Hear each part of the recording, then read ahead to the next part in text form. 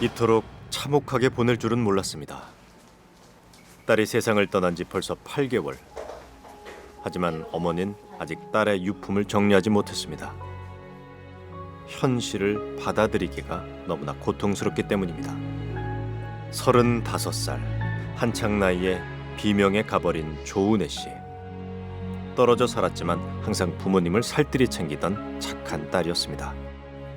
딸의 끔찍한 비극을 알게 된 건 늦은 밤 걸려온 한 통의 전화 때문이었습니다. 어머니 은혜가 집에 안 들어왔대요. 그럼 어디 있는 거야? 피살됐습니다.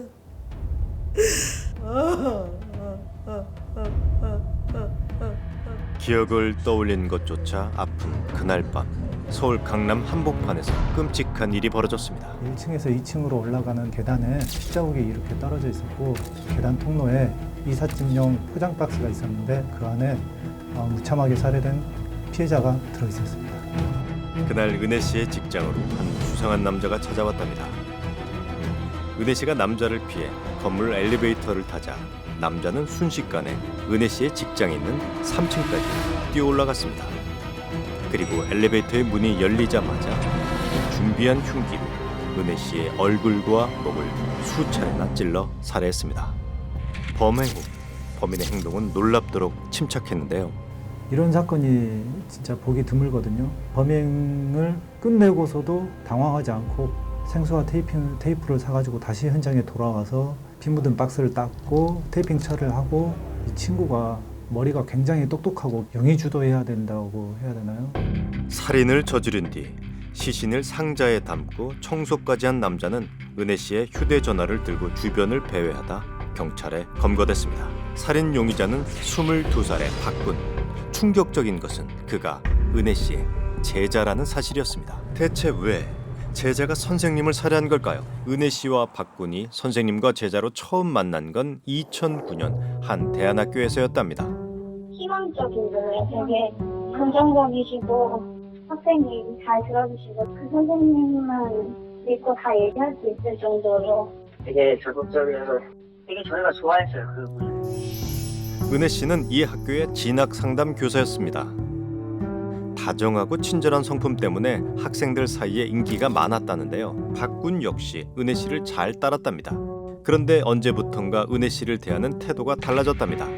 마치 연인에게 하듯 문자 메시지와 이메일을 보내기 시작한 겁니다. 은혜가 예측하기로는 약간 애정결핍이 있는 애라서 이런 자기가 특별히 잘해준 것도 아닌데 그냥 이런 거에 과민하게 이렇게 받아들이는 것 같다고. 전화를 수십 통씩 하는 것도 모자라 심지어 자신과 은혜 씨가 서로 사귀는 사이라며 교사들에게 이메일을 보내기도 했다는데요.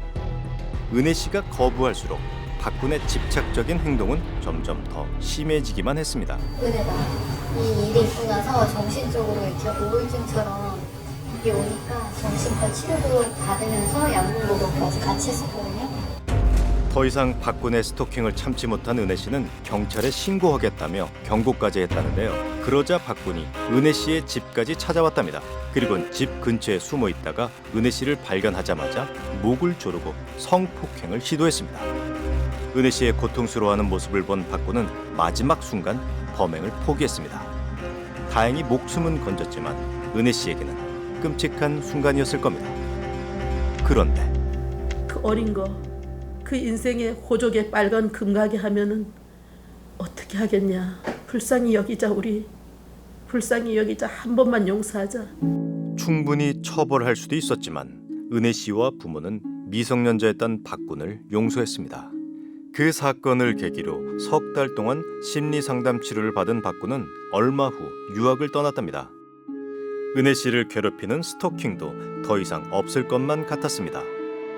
실제로 박군은 미국의 한 간호대학을 우수한 성적으로 다니고 있었답니다. 그러던 어느 날 동창회가 이제 서로 얘기를 하다가 2013년에 조은혜 선생님이 이제 잊어라, 너는 그만 집착을 버려라, 이런 식으로 조언을 하는 과정에서 조은혜 선생님이 이제 결혼한다, 그러니까 너 이제 남의 여자가 되니까 잊어버려라는 거짓말을 한 거예요. 그 순간 이제 집착성이 다시 막 살아난 것 같아요. 은혜 씨가 자신을 배신했다며 살해 협박도 서슴지 않았는데요. 결국 학업까지 그만두고 한국으로 돌아온 박군. 그 길로 은혜 씨의 고향으로 찾아가 그녀의 흔적을 이잡듯 뒤지기 시작했답니다. 우리 교회 어느 이제 집사님에게 돈이 있어가지고 계속 쑥 들어오는 거야. 교회로? 네. 막 찾는 거야 이제. 막 찾는 거야 누구를. 저희 이렇게 돌잔치 끝나고 며칠 있다가 돌잔치 왔어. 은혜 언니 대신에 자기가 돌잔치를 왔었다. 축하한다. 그러면서 친구 신청을 했어요. 그래서 제가 누구냐고 물어봤더니 같은 교회 청년이라고 얘기를 해서 때론 거짓말로 사정을 하며 지인들에게 수소문했지만 은혜 씨를 찾기가 쉽지 않았답니다. 그럴수록 박군의 집착은 더욱 심해져만 갔습니다. 급기야 박군은 은혜 씨의 부모님까지 찾아갔답니다. 마치 옛날 일에 대해 용서를 구하는 듯 눈물을 보이며 은혜 씨의 아버지와 사진까지 찍었다는데요. 손님이 왔어요. 어떤 학생이 보자 그래요. 나갔더니까 인사를 해요. 그래서 지가 이라고요. 선생님 어디 계셔요? 용서를 구하고 싶습니다. 하지만 그의 목적은 단 하나, 은혜 씨의 행방을 알아내는 것뿐이었는데요. 별다른 소득 없이 은혜 씨의 집을 나온 박군은 곧바로 돌변했습니다. 2년 전의 범행을 되새기며 은혜 씨에게 협박 메일을 보낸 겁니다. 급기야 범행 이틀 전, 박군은 은혜 씨의 친구에게 섬뜩한 메시지를 보내왔습니다. 은혜 씨가 일하는 직장을 찾았다는 겁니다. 목적을 이뤘으니 더 이상 연락을 하지 않겠다고도 했습니다. 언니한테 바로 그 화면을 캡처해서 카톡 보내주고 조심하는 게 좋을 것 같아 라고 글을 남겼더니 언니가 걱정해줘서 고맙다 이러면서 귀찮게 해서 미안해 이러면서 글을 남겼는데 그게 맞지. 그리고 그날 밤 은혜 씨의 SNS에는 섬뜩한 살인 예고가 올라왔습니다. 그곳은 은혜 씨가 박군을 피해 새로 찾은 직장이었습니다. 그곳까지 찾아올 줄은 꿈에도 몰랐을 겁니다. 하지만 박군은 집요하게 은혜 씨의 직장을 알아낸 후 흉기까지 숨긴 채 찾아갔습니다. 박군과 마주친 은혜 씨는 건물 아래서 잠시 기다리라고 했지만 박군은 그 짧은 시간마저 참지 못했습니다. 그리고 참혹하게 은혜 씨를 살해했는데요. 그 뒤에도 은혜 씨의 죽음을 향해 박군은 폭행과 욕설을 멈추지 않았습니다. 처참하게 딸을 보낸 어머니. 2년 전 박군을 용서한 일이 이렇게 참혹한 결과로 돌아올 줄은 상상도 못했습니다. 몇 년 사는 그 빨간 줄 가는 것도 마음이 아파서 용서해주려 해서 내 딸이 이렇게 비참하게 됐는데 그걸 반성을 못하고. 은혜 씨를 그렇게 보내고 어머니는 또 한 번 큰 충격을 받아야 했답니다. 박군 부모의 이해할 수 없는 행동 때문이었습니다. 네, 저희 딸이 그렇게 비살됐는데 그때까지 한 번도 연락도 없었어. 이것도 우리가 찾았어요. 문자가 들어왔어요. 돈을 1억을 헌금을 하겠대요. 한마디만 하고 간다고 전화로. 직장만 건들지 말라. 박군의 부모는 변호사를 선임하지 않고 죄를 달게 받겠다며 각서까지 쓰고 갔답니다. 그런데 그 각서의 내용이 이상했답니다. 아들의 범행에 대해 용서를 구하기보다는 이번 일로 자신들이 피해를 입을까봐 두려워하는 듯 보였다는데요. 어머니가 합의금을 거절한 뒤 박군 측이 보인 태도는 더욱 이해하기 힘들었답니다.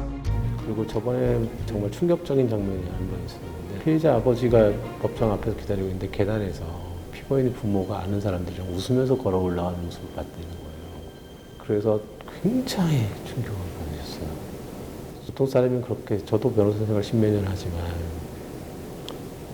자기 가족이 형사 법정에 선다 그러면 아무리 가벼운 사건이라도 웃고 떠들다가도 법정 앞에 근처에만 오면 가족들은 긴장을 하거든요. 웃는 사람 저는 한 번도 본 적이 없어요, 가족들이. 박군 측에서는 과거 박군의 정신병력을 내세우며 정신감정을 요청했습니다. 심신미약 같은 경우에는 형을 감경을 할 수 있도록 되어 있는데 반을 감경하도록 되어 있어요. 사람을 죽여놓고 이제 와서 심신미약이라니. 은혜 씨의 가족들은 기가 막힙니다. 그래도 무슨 그거 있어서 가지고 그래도 뭐 정신이 그렇다고. 정신이 그런 게 미국서까지 거기 달려와서 그런 짓을 해. 너무너무 분하고 원통하고 이로 말할 수 없이 내가 하나도 가슴 침이 울고 그랬네. 자기 자식이 그래 중하고 남의 자식도 중한 줄 알아야지. 그런데 한 달간의 정신감정 끝에 치료감호소에선 박군이 범행 당시 심신미약이었을 가능성이 높다고 판단했습니다. 박군을 아스퍼거 증후군으로 진단한 겁니다. 아스퍼거 증후군은 가벼운 자폐증이라고 생각하시면 됩니다. 그러나 일반 중증의 자폐증과는 다르게 언어적 소통 능력이 있고요. 또 지적인 능력이 별로 떨어지지 않고 이렇게 사람을 막 이렇게 쫓아다니거나 공격적인 이런 모습을 보이지는 않거든요. 그런데 생면부지의 은혜 씨의 부모님과 지인들에게 접근해 은혜 씨의 행방을 묻고 SNS를 동원해 협박 메시지를 보냈던 박군의 행동은 아스퍼거 증후군과는 전혀 달랐는데요. 비록 스토킹 현상은 정신병적인 어떤 증상과 연관이 있다고 치더라도 살인을 저지른 행동 자체는 정신병적 행동이 아닐 수도 있죠. 그렇다면 잔혹했던 박군의 범행을 어떻게 설명할 수 있을까요? 우리는 전문가들과 함께 박군의 범행을 분석해 보기로 했습니다. 오히려 박군의 범행은 미리 각본을 짠 것처럼 치밀하고 용이 주도했다는 게 범죄 심리 전문가의 분석입니다. 특히 범행 당시 박군의 행동과 증거에 주목했는데요.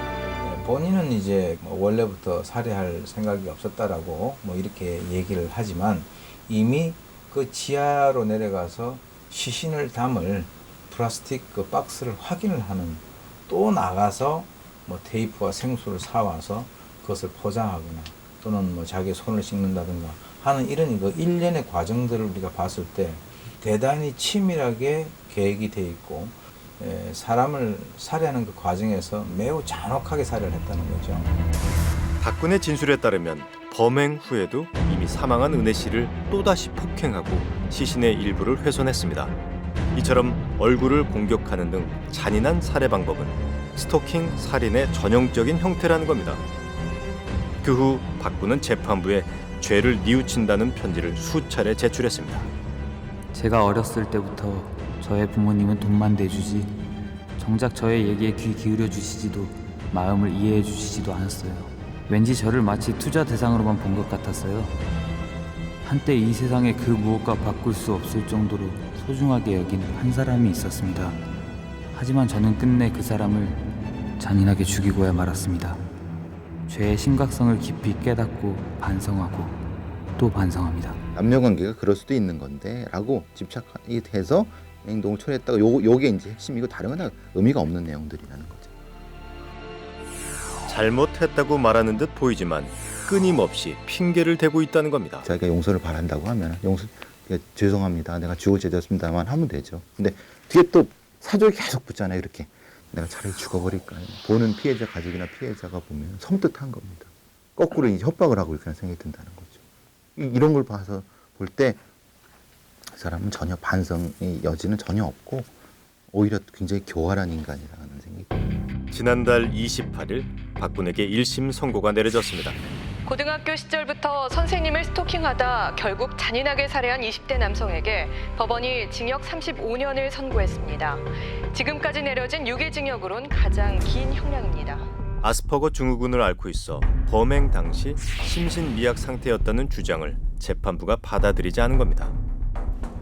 그러나 사법기관의 엄벌도 은혜 씨를 다시 살려낼 수는 없습니다. 그때 박군의 지독한 스토킹을 용서하지 않았더라면, 아니 처음 스토킹이 시작됐을 때부터 멈추게 했더라면 혹시 은혜 씨를 살릴 수 있었을까요? 막상 그 당하는 그 당사자의 입장에서는 엄청난 고통이고 두려움이고 공포죠. 이제는 좀 이런 그 종류의 그 범죄에 대해서는 어떤 사회적인 공감대가 형성이 돼서 피해자를 우리가 이해하고 보호한다라고 하는 그런 측면에서 접근을 하는 것이 바람직할 것이다. 수십 장의 반성문을 써냈던 박군. 그러나 1심 판결 직후 박군은 형량이 과하다며 항소했습니다. 그에게 묻고 싶습니다. 5년 동안 불안과 공포에 시달렸고 끝내 끔찍한 고통 속에 죽어간 은혜 씨에게 단 한 번이라도 미안함을 느꼈는지 말입니다.